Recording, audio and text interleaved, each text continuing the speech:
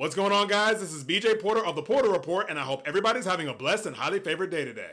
I wanted to hop on here and inform you all of something exciting happening in pop culture that was just announced. I was originally going to do this in short form video format, but I felt the news was way too important to condense into a 60 to 90 second vertical video. This news is also coming at the perfect time given that Black History Month is just around the corner. Let's talk about it. Earlier this week, Paramount Pictures revealed the first concrete details of an upcoming film adaptation of Children of Blood and Bone, a young adult fantasy novel written by Nigerian-American author Tomi Adeyemi. Though I have actually known about this project for quite a while now, this is the first time that major details about the movie are being made public, given that filming is set to begin in just a couple weeks. For those unfamiliar with the novel, here's a brief synopsis. Children of Blood and Bone is set in the West African-inspired mythical land of Orisha. It follows a young woman's journey to carve out a better future for her world that is being ravaged by prejudice, classism, and violence. The coming-of-age fantasy novel has been a literary gem since its publication in 2018 and has become an engrossing mirror of representation for people of color for which they can see themselves. Needless to say, news of this novel getting a film adaptation is a huge deal for several reasons. In an age where representation in mainstream media for people of color continues to be an uphill battle, an original IP from a black female author getting a large-scale cinematic treatment like this is such a monumental move when it comes to moving the needle regarding diversity and inclusion in the industry. The importance of seeing this story on the big screen can be such a win for the movement, especially knowing that this is a world created by a black creator and that it is set and confirmed to have a predominant black cast. And when I say predominant black cast, boy, I mean predominant black cast. Let's run down the roster. Tuso Mbedu, Amanla Stenberg, Tosin Cole, Damson Idris Elba, Regina King, Viola Davis, Chiwetel Ejiofor, Lashana Lynch, and Academy Award nominee and Wicked Witch of the West herself, Cynthia Erivo. Any person that tells you that too much chocolate is bad for your health is clearly not intelligent because, good lord, this is a god-tier collection of melanin talent in this movie and I freaking love it. This was legit my reaction after seeing the list of people in this cast. Chocolate! Chocolate! Chocolate! Chocolate!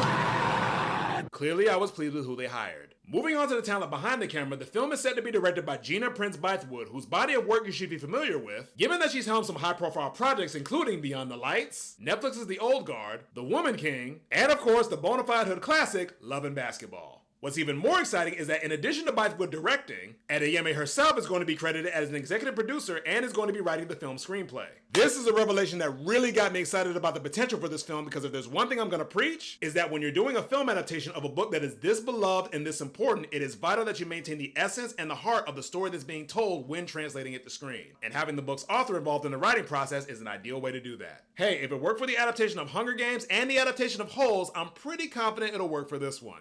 All in all, guys, this film adaptation can truly be something special if done right. It has a treasure trove of talent attached to it, and it's clear that Paramount is banking on this being a big event film upon release. Seriously, y'all, they haven't shot a single frame in this movie yet, and they've already confirmed that it's going to be coming to IMAX. It literally doesn't get any bigger than that. Now, the film doesn't come out till January 2027, so we got a little bit of a wait ahead of us. But while you wait, that gives you plenty of time to get familiar with the world and characters by reading the novel. Oh, you doggone right we promote literacy on this channel. Be sure to check the description for the links to the audiobook, the ebook, and the physical copy because physical media matters, so you can get familiar with the characters and world of Orisha before you see it on the big screen. This potentially could be one of the most important film releases of the 2020s and a huge win for diversity and inclusion, specifically for people of my complexion. I seriously haven't seen such a bevy of black talent brought together like this since that independent film that Marvel Studios put out 7 years ago. This is a film that definitely deserves your attention, and if I do nothing else on this channel, I hope I motivated you to take the time to invest in this story in book form so you'll be ready to get lost in this world on the big screen when it arrives. Anyway, I just wanted to hop on here and just let you guys know about this news because at the end of the day, the purpose of all of this is to get you excited about going to the movies again, and this is definitely a project you should be watching very closely, as I surely will. Be sure to like, comment, subscribe, tell a friend to stop on by, and stay tuned to the channel because there's another big time film coming out in a couple weeks that I gotta get you guys prepared for, so stay tuned. I hope everybody has a blessed rest of their week, and until I see you guys next time, I'm BJ Porter, and this has been The Porter Report.